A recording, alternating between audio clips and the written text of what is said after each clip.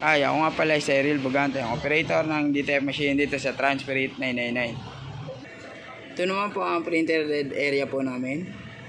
Ito naman po aming cupping, may 90% good condition pa po. Ganito naman po yung clean ng DTF po namin. After head clean po, nasa ng wiper. Ito naman po ang nozzle check na DTF po namin. Ito po yung white, ito naman po yung colored. Ito naman po ang ink system po namin. Tama lang po ang label. Ito naman po aming waste tank area. Nilinis po kapon.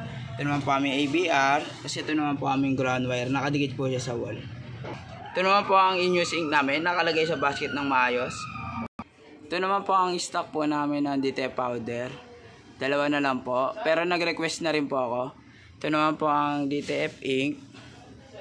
Mga kulang na po siya. Ito po ang cleaning solution po namin. Kasi ito naman po ang film. Kulang na rin po. Pero may request na rin naman po ako niyan. Ito naman po ang weekly physical inventory po namin.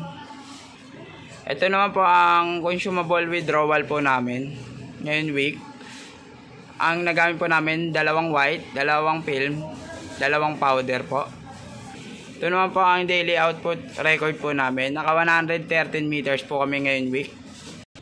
Ito naman po ang printed daily checklist po namin. Updated naman po siya. Thank you.